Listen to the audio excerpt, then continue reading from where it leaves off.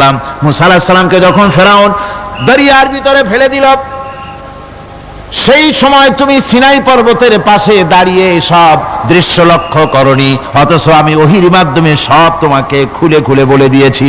আল্লাহ পাক সমস্ত ঘটনাগুলিকে বলে বলে কোরআন শরীফের মধ্যে সব সাজিয়ে দিলেন, বলে দিলেন। তিনি বললেন, ওয়ামা কুনতা বিজানিবিল গারবিয়্যি ইয কাযাইনা ইলা মূসাল আমরা ওয়ামা কুনতা মিনাশ শাহিদিন। ফিরআউন যে মুসার সঙ্গে যে ব্যবহারটা করলো, এ সময় সেখানে তুমি উপস্থিত ছিলে না, আমি ওহীর মাধ্যমে তোমাকে তা জানিয়েছি। كذلك نقص عليك من أنباء ما قد سبق وقد آتيناك من لدنا ذكرا। আল্লাহ পাক বলেন, এভাবে আমি আপনার কাছে অতীত ঘটনাবলী ওহীর মাধ্যমে নিখুঁত ভাবে আপনার সামনে সব বলে দিয়েছি।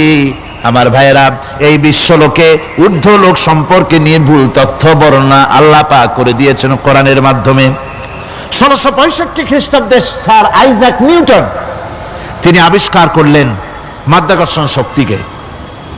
এই মাধ্যাকর্ষণ শক্তি, ল অফ গ্র্যাভিটেশন, এ সম্পর্কে মানুষের এই থেকে কিছু জানলো, কিন্তু আজ থেকে 1400 বছর আগে আল্লাহ রাব্বুল আলামিন তার উম্মি নবী, যিনি কোনো বিজ্ঞানাগারে লেখাপড়া করেন নাই, কোনো সায়েন্স রিসার্চ করেননি, যিনি কোনো কলেজ ইউনিভার্সিটিতে পড়াশোনা করেননি, তার মাধ্যমে জানিয়েছেন মাধ্যাকর্ষণ শক্তির কথা। কোরআন বলছে, ইন্নাল্লাহা ইউমসিকুস সামাওয়াতি ওয়াল আরদা আন তাজুলা।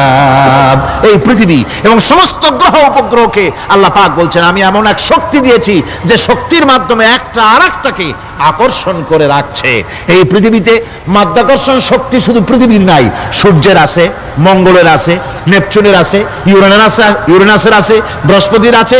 প্রত্যেকটি গ্রহের আলাদা আলাদা মাধ্যাকর্ষণ শক্তি আছে, আর এই শক্তির বলে একটা আরেকটাকে টেনে ধরছে, যাতে করে বিচ্ছিন্ন হয়ে না যায়, যাতে করে ধ্বংসপ্রাপ্ত না হয়। এগুলি আল্লাহ পাক এই তথ্যগুলি কোরআনে কারীমের মধ্যে বলেছেন। ফলে মরিস বুকাইলির মতো লোক, যিনি ফরাসি দার্শনিক, তিনি বলেছেন দুনিয়ার সমস্ত বিজ্ঞানীদের থিওরি হচ্ছে এই, যে বিজ্ঞানের কোনো থিওরি ফাইনাল নয়। আজ একটা হচ্ছে, কাল সেটাকে পরিবর্তন করে নতুন আরেক থিওরি আসতেছে।